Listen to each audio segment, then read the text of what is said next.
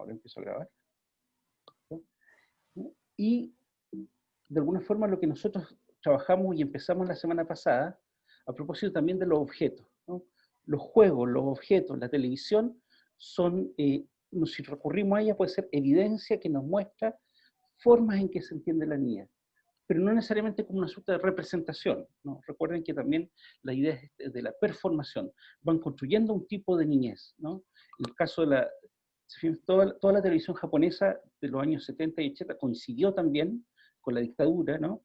Y tenía que ver con el sometimiento, o sea, ¿por qué la televisión japonesa y no los dibujos alemanes, por ejemplo? O no la televisión, ¿no? Porque las nociones de libertad siempre estaban como discutidas ahí, ¿no? Siempre habían constricciones, ¿no? Todos los sankokai en el fondo eran los samuráis, ¿no? Esa no es sankokai, esa es la idea. Eran los samuráis que se debían a su señor, que tenían su shogun, el general, pero se debían a su señor feudal. Esa era la construcción, ¿se fijan ustedes? Y indirectamente uno podía decir que le transmitían a uno también esta idea de la obediencia, de los grandes valores, estaban siempre claro que eran los buenos y los malos. Esa era una noción binaria del mundo, los buenos y los malos. Uno podría decir, es que es casual.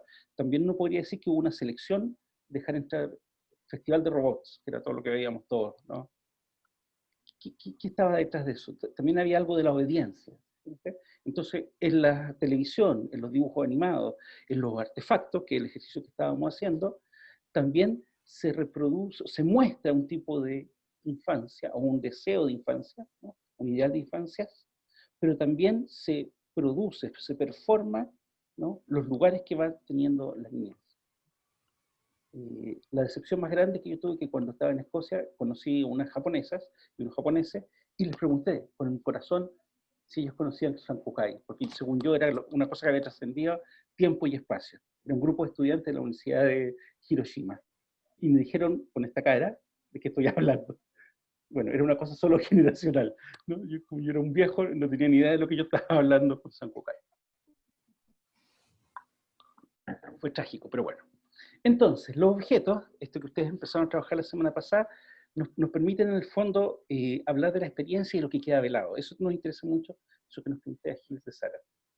Y el ejercicio que después de haber cada uno, la semana, o varios de ustedes la semana pasada nos dijeron cuáles eran sus objetos, los presentaron, y lo que les pedí es que ustedes trabajaran en esto, ¿no? Describir el objeto, qué es, un poco lo que hicieron, describirse a sí mismo en ese tiempo, ¿no? ¿Cuál es la representación de ustedes mismos en esa época, ¿no? ¿Qué tipo de niños y niñas eran, ¿no? Describir el espacio, dónde estaba eso, y hacer como esto, ¿no? Estamos tratando de conectar la biografía con la historia y con la historia de larga duración, que es lo que viene después, ¿no? Entonces estamos en nuestra biografía y nuestras historias pequeñas, no pequeñas porque son historias mínimas, ¿no? La historia de la vida cotidiana. ¿Qué pasaba en ese lugar? ¿Qué pasaba en el país? ¿Qué pasaba en el mundo? Probablemente muchos de los juguetes que tuvimos tienen que ver con lo que estaba ocurriendo en ese lugar y en ese tiempo, ¿sí? ¿Cuáles eran las posibilidades de acceso? Pero también cuáles eran los valores que en esa época se le entregaban a los niños. Y al final quedaba esto, ¿no? Que ustedes pudieran identificar cuáles son los posibles mandatos que ese objeto refleja y qué tipo de niñez aparece, ¿no? Cuando decíamos, bueno, ¿a quién, si estaba el juego de, estoy inventando, el juego de química, ¿no? ¿A quién se le regalaba eso? ¿A quién se le regalaba muñecas, las pelotas de fútbol? ¿Quiénes podían tener qué cosas y qué colores? ¿Sí? Esos son un poco los mandatos y los tipos de niñez. Entonces lo que les voy a pedir ahora es que ustedes puedan discutir esos últimos dos puntos, el punto de cuáles son los posibles mandatos que refleja ese objeto y qué tipo de niñez aparecen, igual en pequeños grupos como lo hemos hecho antes. Entonces los voy a dividir en 4 o 5 grupos, ¿no? Y discutan, ¿no?, unos 15 minutos sobre esto. Cuando digo mandatos, recuerden que uno tiene que pensarlo, ¿no? Los mandatos tienen, como son culturales, se nos cuelan inconscientemente, ¿no? Y uno tiene que pensarlo, reflexionar, decir, ya, esto que me regalaban, ¿cuáles eran de alguna forma, cuáles eran los espacios de posibilidad de agencia que me daban? ¿Sí? Y por tanto refleja un tipo de niñez que descubre, o que es más silente, o que es más obediente, o un tipo de niñez que tiene todas las posibilidades, o un tipo de niñez que tiene un solo tipo de posibilidad. ¿No? Vayan pensando en eso, ¿sí? Entonces, ese es el ejercicio que vamos a hacer ahora 15 minutos. Dudas, consultas.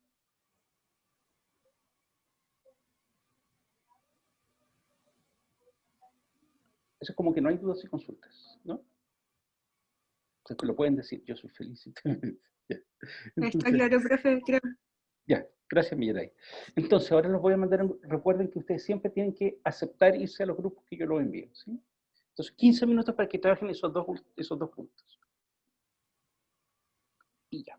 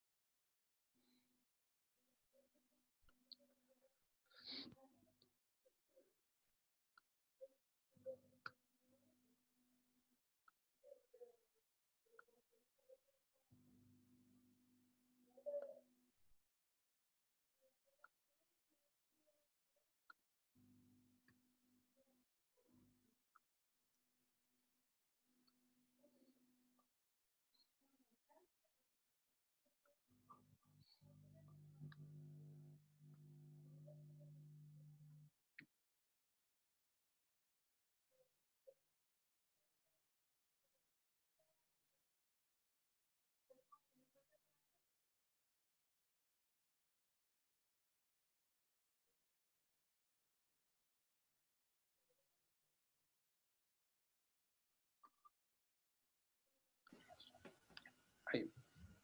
Entonces, volvemos ahí después de la conversación.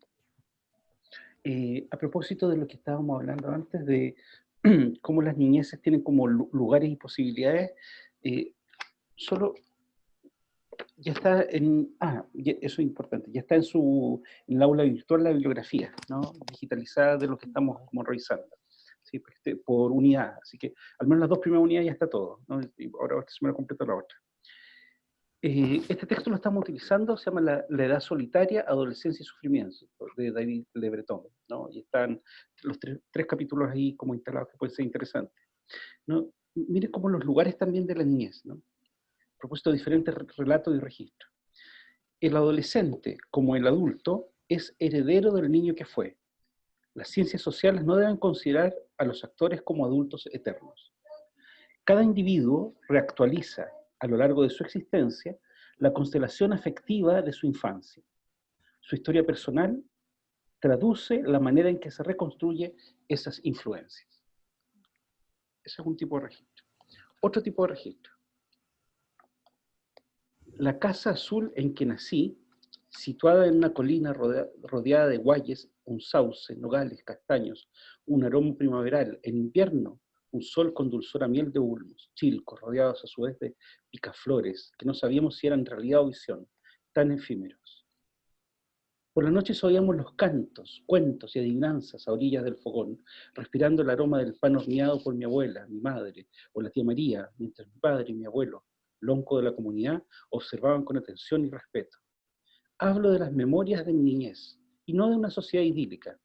Allí, me parece, aprendí lo que era la poesía, las grandezas de la vida cotidiana, pero sobre todo sus detalles, el destello del fuego, de los ojos, de las manos. Salgo con mi madre y mi padre a buscar remedios y hongos, la menta para el estómago, el tronjil para la pena, el matico para el hígado y para las heridas, el coralillo para los riñones, iba diciendo ella. Bailaban los remedios de la mentalla, agregaba él, haciendo que levantara las hierbas entre mis manos. Eso es de Sueño Azul, del cura Chihuahua, que hoy día nos enteramos que es el nuevo Premio Nacional de Literatura. Entonces, también ir pensando cómo hay formas y relatos que nos van hablando o de las memorias o del conocimiento, como en diferentes registros, ¿sí? Todas esas las vamos a ir como revisando. Pero bueno, me callo y ahora escucho a ustedes cuáles fueron las conversaciones que pudieron hacer en sus grupos.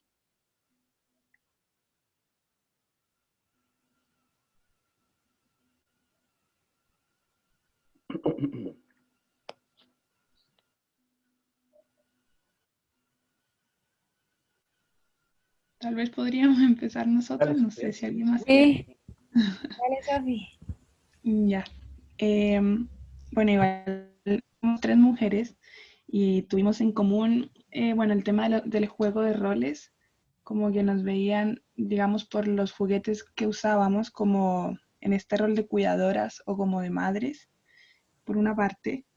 Em, y por otra parte también identificamos como los diferentes estándares de belleza que se nos impusieron a través de estos juguetes, como por ejemplo las Barbies y demás.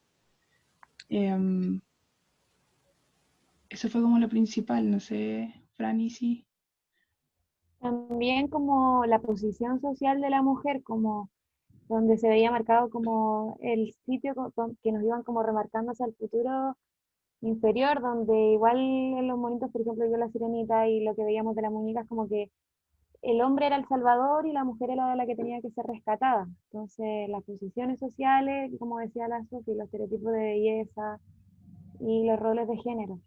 Ser mujer, madre, cuidadora, pero al mismo tiempo pensábamos en cómo las Barbie y las muñecas eran los estereotipos de belleza como que eran sexys, como las Barbies eran como muy maquilladas, con tacones, como eso, y cosas que también eran imposibles de conseguir, entonces, eso principalmente.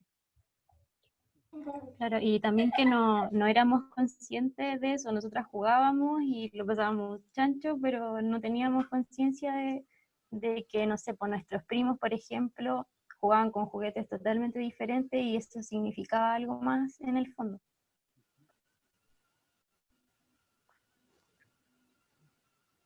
Gracias. El grupo 1 ahí. El grupo 2.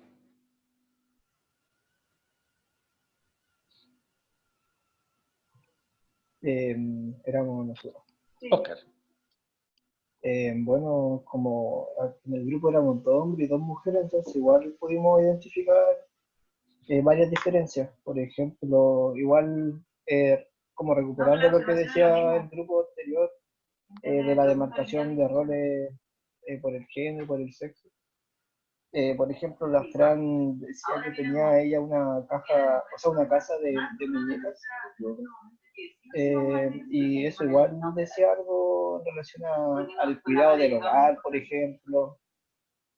Por ejemplo, el Joaquín también tenía una consola de videojuegos, ese era su objeto.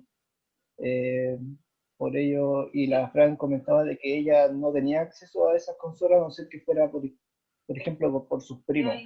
Y sus primos tampoco se la prestaban. Entonces, igual responde una imagen de que, por ejemplo, los hombres juegan más videojuegos que las mujeres.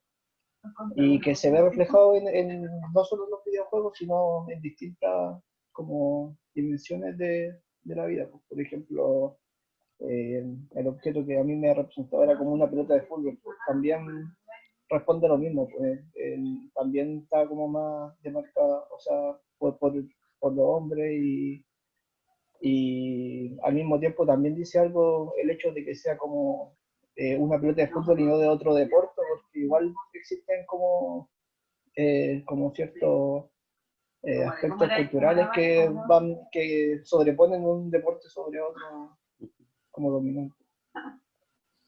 El mismo tema también de las muñecas también salió, pero eso era en general. Muy bien, gracias. ¿Alguien más del grupo quisiera complementar? Y creo que el Oscar en verdad lo resumió súper bien, pero era más que nada eso, como que fue bueno igual estar 2 hombres y 2 mujeres porque vimos las diferencias como respecto a juguetes que en verdad, y como decía la Isi, como que en verdad en ese momento no nos dábamos ni cuenta, como yo no entendía en verdad por qué mis primos podían tener una pelota y yo no, porque como cosas así, por más que a mí me llamara, por ejemplo, jugar play o cosas, como que igual no me pescaban, o sea, como que no me daban la posibilidad tampoco, como que se delimitaba hasta dónde uno podía también llegar. O si algún primo mío jugaba con Barbies, también era como, no se puede, como eso no es para los hombres. Y se marcaba el tiro como los límites de donde transaba uno con lo otro. ¿Quién más? ¿Alguien más del grupo? ¿O de otro grupo ahora, el grupo 3? Creo que nosotros éramos el grupo 3. Javiera, dale.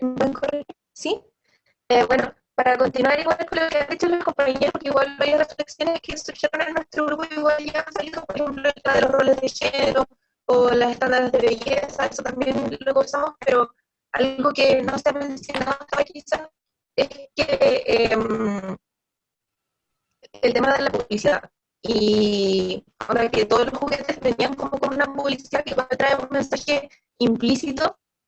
Y también algo que me llama la atención es el hecho de que las cosas dicen como, se nos decía que no a jugar con ciertas cosas, pero a mí me pasaba que a mí ya después no me interesaban ciertas cosas porque era tanta como la imposición de lo que tienes que ser, que ya después, no sé, pues no me llamaba la atención ni jugar play, ni la pelota, ni nada de las cosas que han tenido, porque ya empieza uno como a internalizar esas cosas.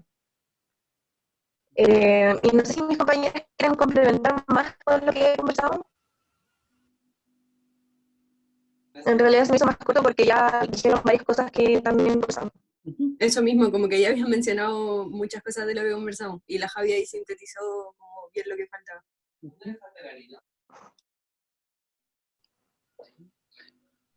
Como que ahí uno le da mucho más sentido, ¿se acuerdan cuando, bueno, es un clásico para nosotros, ¿no? La naturalización de lo social. Algo que se instala, Sí. es así. Entonces, después de un rato, claro, seguramente debe haber habido algún intento con jugar de una forma distinta o tener otra cosa, y hubo tanto argumento y contraargumento para decir que eso no era posible, que después de un rato eso se como que es así.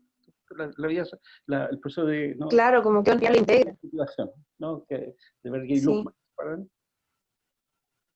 Y también mientras conversábamos ya después fuimos como cerrando el tema y nos dimos cuenta de que tal es la imposición, por ejemplo, de, no sé, los estándares de belleza, ponte tú en la Barbie, que tuvimos compañeras y amigas que pasaron, por ejemplo, problemas, trastornos alimenticios por causa de esas cosas, que vienen en el fondo desde la infancia y uno nunca, en el momento cuando estás con ese problema, no lo asocias a que es por eso.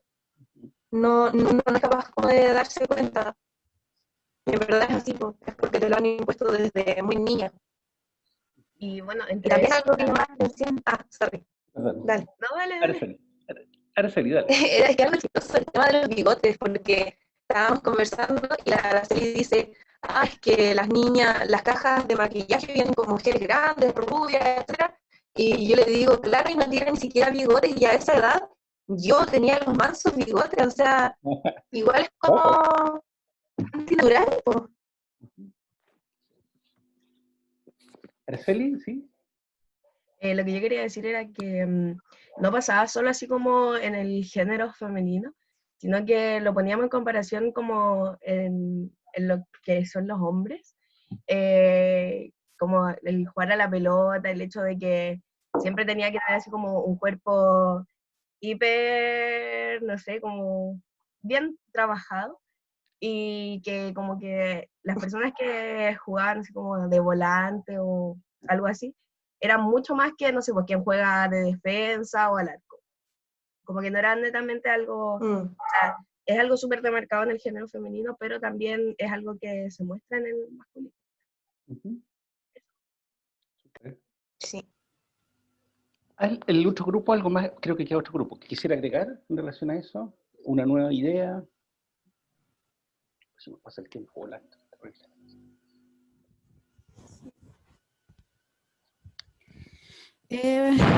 Bueno, nuestro grupo más o menos un poco se asemeja a lo que ya han conversado los compañeros en el tema, por ejemplo, del juego con muñecas, el mandato del cuidado, como de una reproducción del rol maternal al respecto. Y también vimos un tema de diferencia generacional en mi caso, que yo igual tuve una infancia más de juegos, digamos, más colectivos, con los vecinos, con familiares, como más masivo, a diferencia de los otros compañeros que tuvieron como una infancia más en solitario, por decirlo de alguna forma. Entonces, claro, también hay una diferencia ahí de generacional en cuanto al tema del juego en relación a otros. Pero es como un poco eso lo que se reprodujo anteriormente del tema del mandato del cuidado, como al relacionarlo con lo femenino, por decirlo así, del cuidado de otro. Es interesante en el fondo como que hay que hacer dos vueltas, ¿no? Una vuelta como para darse cuenta, ¿no? Una suerte de insight de todas aquellas cosas cotidianas que nosotros teníamos, ¿no? No eran casuales, estaban marcadas por un cierto mandato. Y por otro lado, este ejercicio que también hace la Gabriela, que en el fondo aparece, ¿no? No hablo de una situación idealizada, bueno, uno idealiza un poco su infancia también. La limpia de todas aquellas cuestiones que en el fondo son un poco dramáticas, ¿no? Yo también pienso, un poco la Gabriela es más joven que yo, pero bueno, estamos más cerca. Pero claro, yo también podría hablar de una infancia idealizada, ¿no? Porque es verdad, nosotros jugábamos más en la calle, pasábamos todo el día, en el verano era todo el día no sé, andando en bicicleta, la cuestión, y uno dice, oh, era mucho más libre, todo. Pero, ojo, mi infancia, y no en un pueblo chico, Villa Alemana. ¿Hay alguien de Villa Alemana acá? No, ya, por suerte. Ciudad de la Eterna Juventud. Ya, o sea, estamos hablando de un lugar chico. Pero es absurdo lo que yo digo, ¿no? O sea, quiero decir, al mismo tiempo esto es cierto, era de mucha libertad, pero era en medio de la dictadura. Nosotros veíamos pasar los militares, los marinos, la cuestión, la inseguridad. O sea, se fijan ustedes cómo uno hace unos dobleces, ¿no? A propósito de cuestiones que a uno le parecen que eran como una suerte de idealización, ¿no? Que eran de alguna manera, ¿no? Pero con la mirada de la infancia, ¿sí? Uno diría, es que antes, no sé, uno dice cosas así, es que antes no era nada peligroso andar en las calles, pero ahora los niños ni pueden salir a la calle. Absurdo, los niños desaparecían, se los robaban, los secuestraban, o sea, como que, ¿te fijas usted cómo uno hace un acto ahí, por una etapa idealizada, de limpiar un poco esas memorias también, ¿no? Es interesante cómo ir pensando también dos movimientos un poco de romper esas idealizaciones, ¿no? Los mandatos de género, pero también las épocas, ¿no? Por eso es un poco importante ver la infancia como situada. Y lo que hace eso es construir tipos de niñeces, ¿no? Que es lo que vamos a profundizar en las próximas sesiones. Entonces, dígame, alguien me dijo cosas. Sí, quiero agregar algo que me llamó la atención, que yo soy también de ese grupo 4, y es con respecto, sí, que me llamó la atención que Gabriela, ella también tenía como sus muñecas y ella las ocupaba como muy de autocuidado, muy rol de madre. Y yo mi muñeca la ocupaba, pero como que a mí nunca me gustó jugar a ser madre de la muñeca, sino que yo jugaba a tener profesiones, sino que yo era enfermera, profesora, era como muy ligado al tema de como proyectándome en un futuro, como ese juego de roles, pero siempre eran ligadas a que yo ejercía una profesión. Muy interesante. Muy interesante. Bueno, ahí tenemos que ver también las épocas, ¿no? Los círculos cercanos a la familia, los mensajes familiares, que los mensajes familiares siempre son como una representación de la época, ¿sí? También a mí me interesa ir viendo, situándonos como un poco. Bueno, la idea era hacerla ahora, pero ustedes ahora lo hacen, porque estamos sobre el tiempo. Entonces, después de esto, vamos a empezar a hacer un ejercicio gradual que se llama de escritura colaborativa, ¿sí? Entonces, el primer paso de escritura colaborativa tiene este mandato, ¿no? Escribir durante 10 minutos una reflexión sobre el objeto, los datos, una reflexión sobre toda esta primera etapa que ustedes hicieron, de mirar el objeto, de describirlo, presentarlo, discutir y hacer este ejercicio más colectivo hoy, ¿no? Pero no es que si yo termine en 4 minutos ya terminé, no, es sentarse a escribir durante 10 minutos, ¿sí? No es que el máximo es 10 minutos, sino que es sentarse a escribir libremente sobre a dónde nos lleva esto que hemos ido discutiendo durante 10 minutos. Y después, entonces ustedes me mandan eso, no hoy día, pero durante la semana, ¿no? Como en este formato, una foto o una imagen del objeto, una pequeña descripción como cuando lo presentaron, ¿sí? Mira, esta es la cosa, y escribir la reflexión, ¿no? Un poco así, ¿no? Por ejemplo, aquí, este otro ejercicio que hicimos, las fotos que tenían sobre qué cosa, la bicicleta, ese es el artefacto. Y esta es como la pequeña descripción. Entonces, ustedes hacen la pequeña descripción, breve, y después escriben lo que escribieron en esa reflexión durante 10 minutos. ¿Sí? Me lo mandan en un Word, eso va a ser una página, yo creo, 2 páginas máximo, y eso lo envían. Porque después yo lo voy a empezar a enviar. El ejercicio sería en vivo, pero es un poco engorroso hacerlo así en este medio, así que lo voy a hacer entre medio. Yo voy a ir enviando eso después y después van a ser como lecturas colaborativas. Pero la primera etapa, la hacemos ahora, es esto, ¿no? Entonces que usted un día, cuando se sienta tranquilo, se pone a escribir durante 10 minutos, pero 10 minutos corridos, una reflexión sobre esto que pasó entre su ejercicio, el ejercicio individual y lo de esta semana, ¿sí? Eso es lo primero. Y lo segundo, bueno, es un poco que este texto que ya está, es de la unidad 2, pero ya está disponible, ¿sí? Es un pequeño artículo, ¿no? Y la idea es que puedan revisar algunas, aquí voy a dejar, todos estos son los trailers de las películas, pero pueden revisar los trailers todos o alguna película, ¿sí? Porque vamos a ver qué es lo que nos dice el cine de las niñas. Y aquí yo puse algunas películas, ¿no? Ustedes pueden, a lo mejor tienen otras que son mejores y nos ayudan a hacer una buena base de datos de películas sobre niñas, ¿no? Están Los Coristas. Buenas películas, sí. ¿Ah? ¿Cómo, Oscar? Buenas películas, sí. Sí, buenas películas, sí, claro. Tratemos de hacer como películas de lo que la gente dice cinearte, pero en el fondo son películas con más contenido, ¿sí? A veces hay películas Hollywood que también son de buen nivel, pero tratemos de buscar películas así que nos hagan pensar, ¿no? Están Los Coristas, El Niño del Pijama Rayas, Machuca, Kids, Adiós Muchachos, La Lengua de las Mariposas, Ciudad de Dios, El Señor de las Moscas, Las Tortugas también vuelan, Jinete de Ballenas, La Sociedad de los Poetas Muertos. Hay muchas más, entonces la idea es que vayamos agregando, pero aquí doy algunas sugerencias, están todos los trailers, ¿sí? Y si después a alguna les interesa, pueden mirarla también, ¿sí? U otra. Entonces la idea es que para la próxima semana, eso sí, traigan leído el texto y revisado alguna de esas películas, ¿sí? Eso es lo que tenemos y con eso vamos a trabajar la próxima semana, ¿no? Vamos a ir acumulando cosas, vamos a seguir trabajando con la escritura colaborativa, pero ahora vamos a entrar un poco más a cómo en el cine también, que es algo que es distinto, ¿no? Una representación que es pura imagen, ¿no? Aparecen estas formas de niñez, ¿no? Para entrar ya de la construcción social de la niñez a la historicidad de la niñez. Nos vamos a hacer ese tránsito. ¿Ok? Eso, por hoy día. Nos pasa volando la hora que tenemos. Así que dejo. Profe, la Sofía había recomendado una película en el chat. Sofía, ¿cuál es? La Sí, historia oficial. se llama La Historia Oficial. Perfecto. Y se trata de la niñez en época de dictadura en Argentina. No le voy a decir más, pero es súper buena. Se ganó un Oscar, fue el primer Oscar a Mejor Película en Latinoamérica. Genial. Sí. Termina con... Ah, nos mata la película, Sofía, no. Bueno, la idea es que muy buena. Pueden ir agregando películas, ¿sí? Recuerden, tal vez voy a subir esa lista de todas maneras, pero si ustedes tienen más, podemos ir haciendo una base de datos ahí en el aula virtual sobre películas, ¿no? Así foro o algo ahí, que vayan agregando películas, ¿sí? A propósito del cine también que nos ataca de varias dimensiones, ¿no? La memoria emotiva, pero también la visualidad, ¿no? Así que eso. Eso es por hoy.